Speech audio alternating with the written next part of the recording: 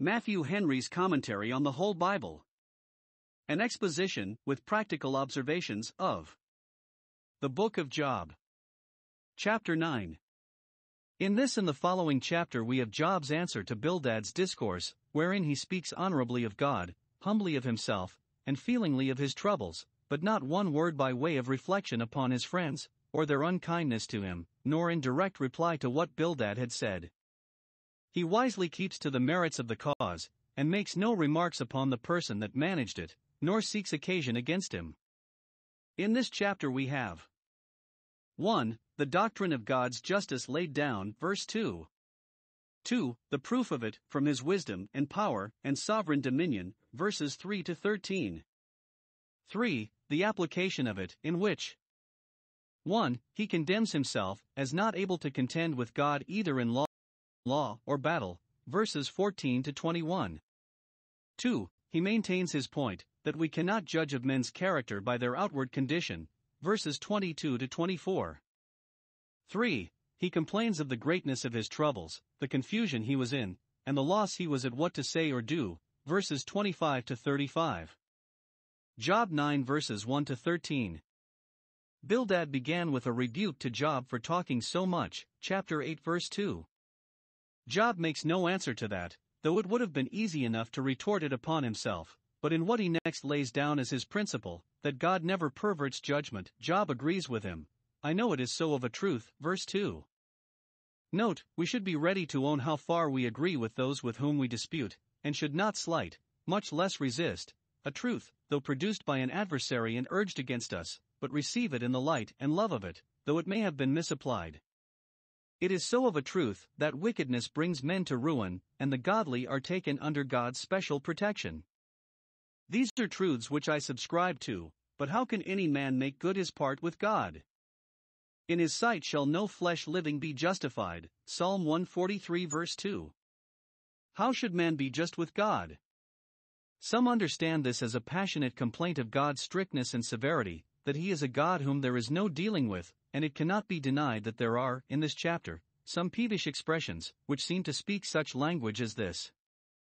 But I take this rather as a pious confession of man's sinfulness, and his own in particular, that, if God should deal with any of us according to the desert of our iniquities, we should certainly be undone. 1. He lays this down for a truth, that man is an unequal match for his Maker, either in dispute or combat. 1. In dispute, verse 3. If he will contend with him, either at law or at an argument, he cannot answer him one of 1,000. 1. God can ask 1,000 puzzling questions which those that quarrel with him, and arraign his proceedings, cannot give an answer to. When God spoke to Job out of the whirlwind, he asked him a great many questions. Dost thou know this? Canst thou do that? To none of which Job could give an answer, chapters 38 and 39. God can easily manifest the folly of the greatest pretenders to wisdom. 2. God can lay to our charge 1,000 offenses, can draw up against us 1,000 articles of impeachment, and we cannot answer him so as to acquit ourselves from the imputation of any of them, but must, by silence, give consent that they are all true. We cannot set aside one as foreign, another as frivolous, and another as false. We cannot, as to one, deny the fact, and plead not guilty, and, as to another, deny the fault, confess and justify. No, we are not able to answer him, but must lay our hand upon our mouth, as Job did, chapter 40 verses 4 and 5, and cry, Guilty, guilty. 2. In combat, verse 4. Who hath hardened himself against him and hath prospered? The answer is very easy. You cannot produce any instance, from the beginning of the world to this day, of any daring sinner who has hardened himself against God, has obstinately persisted in rebellion against him, who did not find God too hard for him, and paid dearly for his folly. Such transgressors have not prospered or had peace, they have had no comfort in their way nor any success. What did ever man get by trials of skill, or trials of titles, with his Maker? All the opposition given to God is but setting briars and thorns before a consuming fire, so foolish, so fruitless, so destructive, is the attempt. Isaiah 27 verse 4, Ezekiel 28 verse 24, 1 Corinthians 10 verse 22. Apostate angels hardened themselves against God, but did not prosper, 2 Peter 2 verse 4. The dragon fights but is cast out, Revelation 12 verse 9. Wicked men harden themselves against God, dispute his wisdom, disobey his laws, are impenitent for their sins and incorrigible under their afflictions. They reject the offers of his grace, and resist the strivings of his Spirit. They make nothing of his threatenings, and make head against his interest in the world. But have they prospered? Can they prosper? No, they are but treasuring up for themselves wrath against the day of wrath. Those that roll this will find it return upon them. 2. He proves it by showing what a God he is with whom we have to do. He is wise in heart, and therefore we cannot answer him at law. He is mighty in strength, and therefore we cannot fight it out with him. It is the greatest madness that can be to think to contend with a God of infinite wisdom and power, who knows everything, and can do everything, who can be neither outwitted nor overpowered. The devil promised himself that Job, in the day of his affliction, would curse God and speak ill of him, but, instead of that, he sets himself to honor God and to speak highly of him. As much pained as he is, and as much taken up with his own miseries, when he has occasion to mention the wisdom and power of God he forgets his complaints, dwells with delight, and expatiates with a flood of eloquence, upon that noble useful subject. Evidences of the wisdom and power of God he fetches. 1. From the kingdom of nature, in which the God of nature acts with an uncontrollable power and does what he pleases, for all the orders and all the powers of nature are derived from him and depend upon him.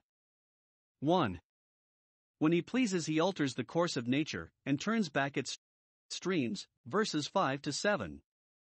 By the common law of nature the mountains are settled and are therefore called everlasting mountains. The earth is established and cannot be removed, Psalm 93 verse 1, and the pillars thereof are immovably fixed. The sun rises in its season, and the stars shed their influences on this lower world. But when God pleases he can not only drive out of the common track, but invert the order and change the law of nature. 1. Nothing more firm than the mountains. When we speak of removing mountains we mean that which is impossible, yet the divine power can make them change their seat. He removes them, and they know not, removes them whether they will or no. He can make them lower their heads, he can level them, and overturn them in his anger. He can spread the mountains as easily as the husbandman spreads the molehills, be they ever so high and large and rocky. Men have much ado to pass over them, but God, when he pleases, can make them pass away. He made Sinai shake, Psalm 68 verse 8. The hills skipped, Psalm 114 verse 4. The everlasting mountains were scattered, Habakkuk 3 verse 6. 2.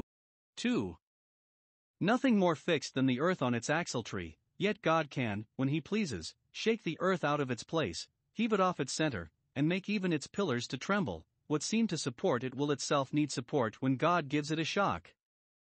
See how much we are indebted to God's patience. God has power enough to shake the earth from under that guilty race of mankind which makes it groan under the burden of sin, and so to shake the wicked out of it, Job 38 verse 13, yet he continues the earth, and man upon it, and does not make it, as once, to swallow up the rebels. 3. Nothing more constant than the rising sun, it never misses its appointed time, yet God, when he pleases, can suspend it. He that at first commanded it to rise can countermand it. Once the sun was told to stand, and another time to retreat, to show that it is still under the check of its great Creator. Thus great is God's power, and how great then is his goodness, which causes his sun to shine even upon the evil and unthankful, though he could withhold it. He that made the stars also can, if he pleases, seal them up, and hide them from our eyes. By earthquakes and subterraneous fires mountains have sometimes been removed, and the earth shaken. In very dark and cloudy days and nights it seems to us as if the sun were forbidden to rise and the stars were sealed up, Acts 27 verse 20. It is sufficient to say that Job here speaks of what God can do, but if we must understand it of what he has done in fact, all these verses may perhaps be applied to Noah's flood, when the mountains of the earth were shaken, and the sun and stars were darkened, and the world that now is we believe to be reserved for that fire which will consume the mountains, and melt the earth, with its fervent heat, and which will turn the sun into darkness. 2. As long as he pleases he preserves the settled course and order of nature, and this is a continued creation. He himself alone, by his own power, and without the assistance of any other. 1. spreads out the heaven, verse 8, not only did spread them out at first, but still spreads them out, that is, keeps them spread out, for otherwise they would of themselves roll together like a scroll of parchment. 2.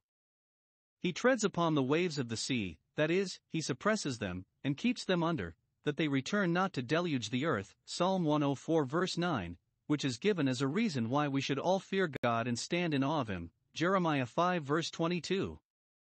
He is mightier than the proud waves, Psalm 93 verse 4, Psalm 65 verse 7. 3. He makes the constellations, 3 are named for all the rest, verse 9, Arcturus, Orion, and Pleiades, and in general the chambers of the south. The stars of which these are composed he made at first, and put into that order, and he still makes them, preserves them in being, and guides their motions. He makes them to be what they are to man, and inclines the hearts of man to observe them, which the beasts are not capable of doing. Not only those stars which we see and give names to, but those also in the other hemisphere, about the Antarctic pole, which never come in our sight, called here the chambers of the south, are under the divine direction and dominion. How wise is he then, and how mighty? 2. From the kingdom of providence, that special providence which is conversant about the affairs of the children of men. Consider what God does in the government of the world, and you will say, he is wise in heart and mighty in strength. 1. He does many things many and great to admiration, verse 10. Job here says the same that Eliphaz had said, chapter 5 verse 9, and in the original in the very same words, not declining to speak after him, though now his antagonist. God is a great God, and doeth great things, a wonder-working God. His works of wonder are so many that we cannot number them, and so mysterious that we cannot find them out. Oh, the depth of his counsels! 2. He acts invisibly and undiscerned, verse 11. He goes by me in his operations, and I see him not, I perceive him not. His way is in the sea, Psalm 77 verse 19. The operations of second causes are commonly obvious to sense, but God does all about us, and yet we see him not, Acts 17 verse 23. Our finite understandings cannot fathom his counsels, apprehend his motions, or comprehend the measures he takes. We are therefore incompetent judges of God's proceedings, because we know not what he does or what he designs. The arcana imperii, secrets of government, are things above us, which therefore we must not pretend to expound or comment upon. 3. He acts with an incontestable sovereignty, verse 12. He takes away our creature comforts and confidences when and as he pleases, takes away health, estate, relations, friends, takes away life itself. Whatever goes, it is he that takes it. By what hand soever it is removed, his hand must be acknowledged in its removal. The Lord takes away, and who can hinder him? Who can turn him away? Margin, who shall make him restore? Who can dissuade him or alter his counsels? Who can resist him or oppose his operations? Who can control him or call him to an account? What action can be brought against him? Or who will say unto him, What doest thou? Or, Why doest thou so? Daniel 4 verse 35. God is not obliged to give us a reason of what he does. The meanings of his proceedings we know now. It will be time enough to know hereafter, when it will appear that what seemed now to be done by prerogative was done in infinite wisdom, and for the best. 4. He acts with an irresistible power which no creature can resist, verse 13. If God will not withdraw his anger, which he can do when he pleases, for he is Lord of his anger, lets it out or calls it in according to his will, the proud helpers do stoop under him, that is, he certainly breaks and crushes those that proudly help one another against him. Proud men set themselves against God in his proceedings. In this opposition they join hand in hand. The kings of the earth set themselves, and the rulers take counsel together, to throw off his yoke, to run down his truths, and to persecute his people. Men of Israel, help, Acts 21 verse 28, Psalm 83 verse 8. If one enemy of God's kingdom fall under his judgment, the rest come proudly to help that, and think to deliver that out of his hand, but in vain, unless he pleases to withdraw his anger, which he often does, for it is the day of his patience. The proud helpers stoop under him, and fall with those whom they design to help. Who knows the power of God's God's anger. Those who think they have strength enough to help others will not be able to help themselves against it. Job 9 verses 14 to 21. What Job had said of man's utter inability to contend with God he here applies to himself, and in effect despairs of gaining his favor, which, some think, arises from the hard thoughts he had of God, as one who, having set himself against him, right or wrong, would be too hard for him. I rather think it arises from the sense he had of the imperfection of his own righteousness, and the dark and cloudy apprehensions which at present he had of God's displeasure against him. He durst not dispute with God, verse 14. If the proud helpers do stoop under him, how much less shall I, a poor weak creature, so far from being a helper that I am very helpless, answer him? What can I say against that which God does? If I go about to reason with him, he will certainly be too hard for me. If the potter make the clay into a vessel of dishonor, or break in pieces the vessel he has made, shall the clay or the broken vessel reason with him? So absurd is the man who replies against God, or thinks to talk the matter out with him. No, let all flesh be silent before him. 2. He durst not insist upon his own justification before God. Though he vindicated his own integrity to his friends, and would not yield that he was a hypocrite and a wicked man, as they suggested, yet he would never plead it as his righteousness before God. I will never venture upon the covenant of innocency, nor think to come off by virtue of that. Job knew so much of God, and knew so much of himself, that he durst not insist upon his own justification before God. 1. He knew so much of God that he durst not stand a trial with him, verses 15 to 19. He knew how to make his part good with his friends, and thought himself able to deal with them, but though his cause had been better than it was, he knew it was to no purpose to debate it with God. 1. God knew him better than he knew himself, and therefore, verse 15, though I were righteous in my own apprehension, and my own heart did not condemn me, yet God is greater than my heart, and knows those secret faults and errors of mine which I do not and cannot understand, and is able to charge me with them, and therefore I would not answer. St. Paul speaks to the same purport. I know nothing by myself, am not conscious to myself of any reigning wickedness, and yet I am not hereby justified, 1 Corinthians 4 verse 4. I dare not put myself upon that issue, lest God should charge that upon me which I did not discover in myself. Job will therefore waive that plea, and make supplication to his judge, that is, will cast himself upon God's mercy, and not think come off by his own merit. 2. He had no reason to think that there was anything in his prayers to recommend them to the divine acceptance, or to fetch in an answer of peace, no worth or worthiness at all to which to ascribe their success, but it must be attributed purely to the grace and compassion of God, who answers before we call and not because we call, and gives gracious answers to our prayers, but not for our prayers. Verse 16. If I had called, and he had answered, had given the thing I called to him for, yet so weak and defective are my best prayers, that I would not believe he had therein hearkened to my voice. I could not say that he had saved with his right hand and answered me, Psalm 60 verse 5, but that he did it purely for his own name's sake. Bishop Patrick expounds it thus: if I had made supplication, and he had granted my desire, I would not think my prayer had done the business. Not for your sakes, be it known to you. 3. His present miseries, which God had brought him into notwithstanding his integrity, gave him too sensible a conviction that, in the ordering and disposing of men's outward condition in this world, God acts by sovereignty, and, though he never does wrong to any, yet he does not ever give full right to all, that is, the best do not always fare best, nor the worst fare worst, in this life, because he reserves the full and exact distribution of rewards and punishments for the future state.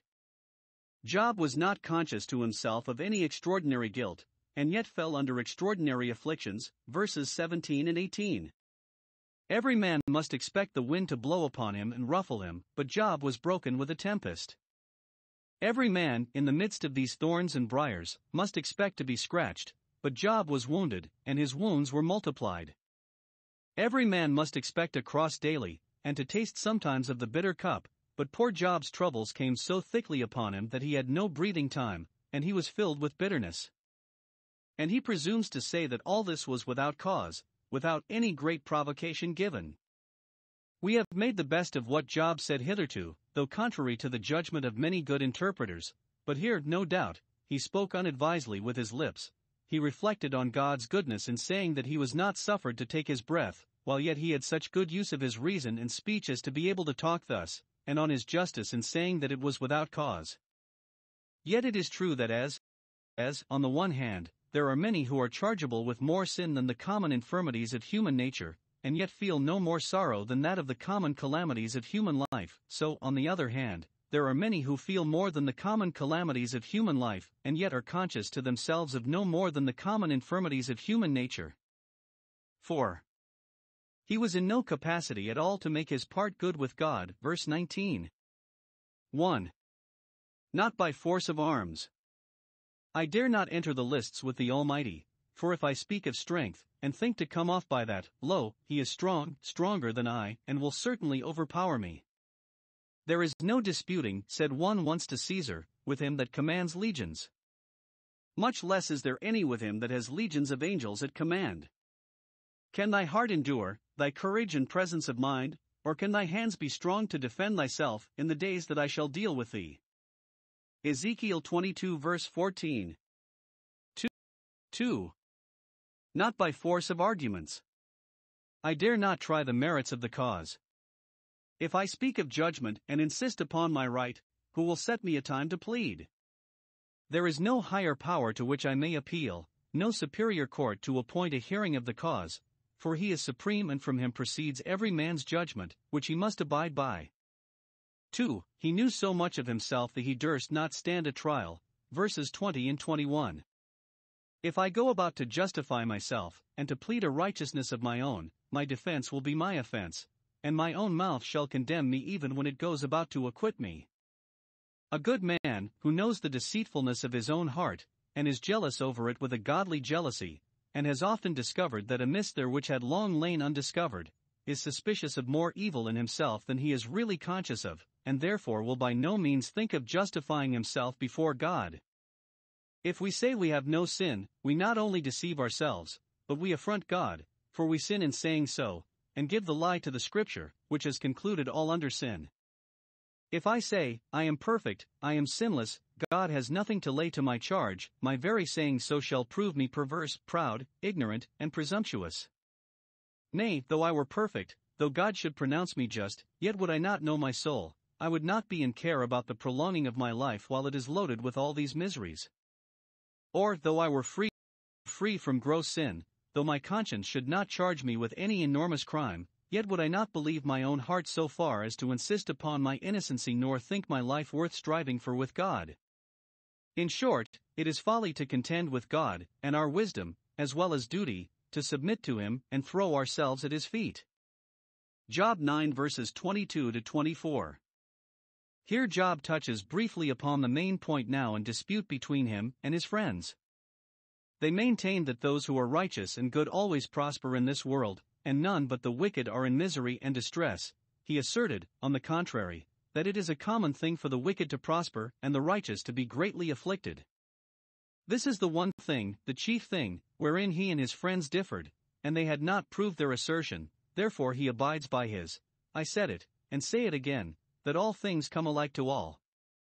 Now, 1. It must be owned that there is very much truth in what Job here means, that temporal judgments, when they are sent abroad, fall both upon good and bad, and the destroying angel seldom distinguishes, though once he did, between the houses of Israelites and the houses of Egyptians. In the judgment of Sodom indeed, which is called the vengeance of eternal fire, Jude 7, far be it from God to slay the righteous with the wicked, and that the righteous should be as the wicked, Genesis 18 verse 25. But in judgments merely temporal, the righteous have their share, and sometimes the greatest share. The sword devours one as well as another, Josiah as well as Ahab. Thus God destroys the perfect and the wicked, involves them both in the same common ruin. Good and bad were sent together into Babylon, Jeremiah 24 verses 5 and 9. If the scourge slay suddenly, and sweep down all before it, God will be well pleased to see how the same scourge which is the perdition of the wicked is the trial of the innocent and of their faith, which will be found unto praise, and honor, and glory, 1 Peter 1 verse 7, Psalm 66 verse 10. Against the just Almighty's arrows fly. For he delights the innocent to try, to show their constant and their godlike mind. not by afflictions broken but refined. Sir R. Blackmore. Let this reconcile God's children to their troubles, they are but trials, designed for their honor and benefit, and, if God be pleased with them, let not them be displeased. If he laugh at the trial of the innocent, knowing how glorious the issue of it will be, at destruction and famine let them also laugh, chapter 5 verse 22, and triumph over them, saying, O death, where is thy sting? On the other hand, the wicked are so far from being made the marks of God's judgments that the earth is given into their hand, verse 24, they enjoy large possessions and great power, have what they will, and do what they will into the hand of the wicked one. In the original, the word is singular, the devil, that wicked one, is called the god of this world, and boasts that into his hands it is delivered, Luke 4 verse 6. Or into the hand of a wicked man, meaning, as Bishop Patrick and the Assembly's annotations conjecture, some noted tyrant then living in those parts, whose great wickedness and great prosperity were well known both to Job and his friends. The wicked have the earth given them, but the righteous have heaven given them, and which is better, heaven without earth or earth without heaven? God, in his providence, advances wicked men, while he covers the faces of those who are fit to be judges, who are wise and good, and qualified for government, and buries them alive in obscurity, perhaps suffers them to be run down and condemned, and to have their faces covered as criminals by those wicked ones into whose hand the earth is given. We daily see that this is done. If it be not God that does it, where and who is he that does it? To whom can it be ascribed but to him that rules in the kingdoms of men, and gives them to whom he will? Daniel 4 verse 32. Yet, 2. It must be owned that there is too much passion in what Job here says. The manner of expression is peevish. When he meant that God afflicts, he ought not to have said, he destroys both the perfect and the wicked. When he meant that God pleases himself with the trial of the innocent, he ought not to have said, he laughs at it, for he doth not afflict willingly. When the spirit is heated, either with dispute or with discontent, we have need to set a watch before the door of our lips, that we may observe a due decorum in speaking of divine things. Job 9 verses 25 to 35. Job here grows more and more querulous, and does not conclude this chapter with such reverent expressions of God's wisdom and justice as he began with. Those that indulge a complaining humor know not to what indecencies, nay, to what impieties, it will hurry them. The beginning of that strife with God is as the letting forth of water, therefore leave it off before it be meddled with. When we are in trouble, we are allowed to complain to God, as the psalmist often, but must by no means complain of God, as Job here. His complaint here of the passing away of the days of his prosperity is proper enough. Verses 25 and 26. My days, that is, all my good days, are gone, never to return, gone of a sudden, gone ere I was aware. Never did any courier that went express, like Cushi and Alhamaz, with good tidings make such haste as all my comforts did from me. Never did ship sail to its port, never did eagle fly upon its prey, with such incredible swiftness, nor does there remain any trace of my prosperity, any more than there does of an eagle in the air, or a ship in the sea. Proverbs 30 verse 19. See here. 1. How swift the motion of time is. It is always upon the wing, hastening to its period, it stays for no man. What little need have we of pastimes, and what great need to redeem time, when time runs out, runs on so fast towards eternity, which comes as time goes. 2. How vain the enjoyments of time are, which we may be quite deprived of while yet time continues. Our day may be longer than the sunshine of our prosperity, and, when that is gone, it is as if it had not been. The remembrance of having done our duty will be pleasing afterwards, so will not the remembrance of our having got a great deal of worldly wealth when it is all lost and gone. They flee away, past recall, they see no good, and leave none behind them. 2. His complaint of his present uneasiness is excusable, verses 27 and 28. 1. It should seem, he did his endeavor to quiet and compose himself as his friends advised him. That was the good he would do. He would fain forget his complaints and praise God, would leave off his heaviness and comfort himself, that he might be fit for converse both with God and man. But 2. He found he could not do it. I am afraid of all my sorrows. When I strive most against my trouble, it prevails most over me and proves too hard for me. It is easier, in such a case, to know what we should do than to do it, to know what temper we should be in than to get into that temper and keep in it. It is easy to preach patience to those that are in trouble, and to tell them they must forget their complaints and comfort themselves, but it is not so soon done as said. Fear and sorrow are tyrannizing things, not easily brought into the subjection they ought to be kept in to religion and right reason. But 3. His complaint of God as implacable and inexorable was by no means to be excused. It was the language of his corruption. He knew better, and, at another time, would have been far from harboring any such hard thoughts of God as now broke in upon his spirit and broke out in these passionate complaints. Good men do not always speak like themselves, but God, who considers their frame and the strength of their temptations, gives them leave afterwards to unsay what was amiss by repentance, and will not lay it to their charge. 1. Job seems to speak here. 1. As if he despaired of obtaining from God any relief or redress of his grievances, though he should produce ever so good proofs of his integrity. I know that thou wilt not hold me innocent. My afflictions have continued so long upon me, and increased so fast, that I do not expect thou wilt ever clear up my innocency by delivering me out of them, and restoring me to a prosperous condition. Right or wrong, I must be treated as a wicked man, my friends will continue to think so of me, and God will continue upon me the afflictions which give them occasion to think so. Why then do I labor in vain to clear myself and maintain my own integrity? Verse 29. It is to no purpose to speak in a cause that is already prejudged. With men it is often labor in vain for the most innocent to go about to clear themselves, they must be adjudged guilty, though the evidence be ever so plain for them. But it is not so in our dealings with God, who is the patron of oppressed innocency, and to whom it was never in vain to commit a righteous cause.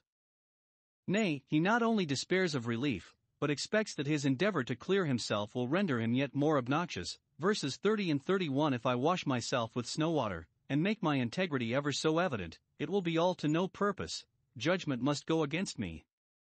Thou shalt plunge me in the ditch, the pit of destruction, so some, or rather the filthy kennel, or sewer, which will make me so offensive in the nostrils of all about me that my own clothes shall abhor me, and I shall even loathe to touch myself. He saw his afflictions coming from God.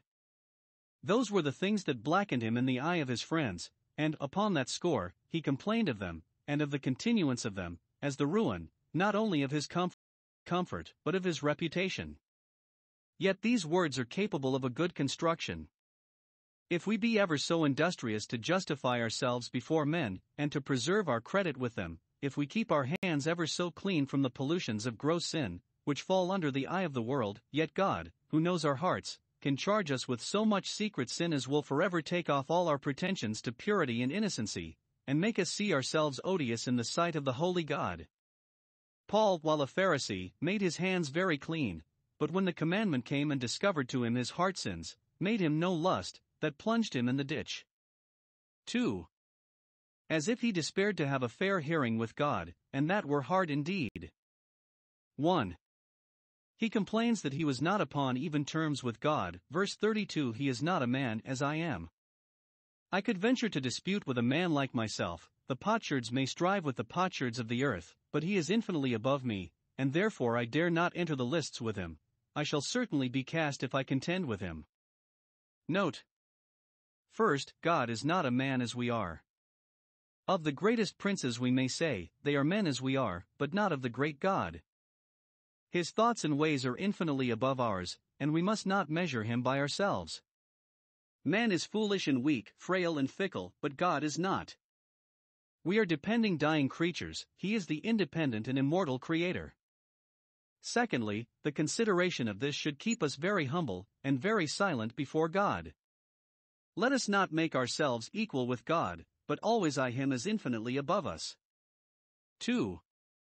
That there was no arbitrator or umpire to adjust the differences between him and God, and to determine the controversy. Verse 33. Neither is there any daysman between us. This complaint that there was not is in effect a wish that there were, and so the Septuagint reads it, oh that there were a mediator between us.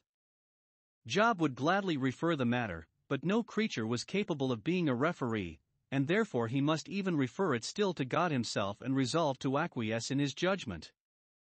Our Lord Jesus is the blessed daysman, who has mediated between heaven and earth, has laid his hand upon us both, to him the Father has committed all judgment, and we must. But this matter was not then brought to so clear a light as it is now by the gospel, which leaves no room for such a complaint as this. 3. That the terrors of God, which set themselves in array against him, put him into such confusion that he knew not how to address God with the confidence with which he was formerly wont to approach him, verses 34 and 35. Besides the distance which I am kept at by his infinite transcendency, his present dealings with me are very discouraging. Let him take his rod away from me. He means not so much his outward afflictions as the load which lay upon his spirit from the apprehensions of God's wrath. That was his fear which terrified him. Let that be removed. Let me recover the sight of his mercy, and not be amazed with the sight of nothing but his terrors, and then I would speak and order my cause before him. But it is not so with me. The cloud is not at all dissipated. The wrath of God still fastens upon me, and preys on my spirits, as much as ever, and what to do I know not. 2. From all this let us take occasion. 1. To stand in awe of God, and to fear the power of his wrath. If good men have been put into such consternation by it, where shall the ungodly and the sinner appear? 2. To pity those that are wounded in spirit, and pray earnestly for them, because in that condition they know not how to pray for themselves. 3. Carefully to keep up good thoughts of God in our minds, for hard thoughts of him are the inlets of much mischief. 4. To bless God that we are not in such a disconsolate condition as poor Job was herein, but that we walk in the light of the Lord. Let us rejoice therein, but rejoice with trembling.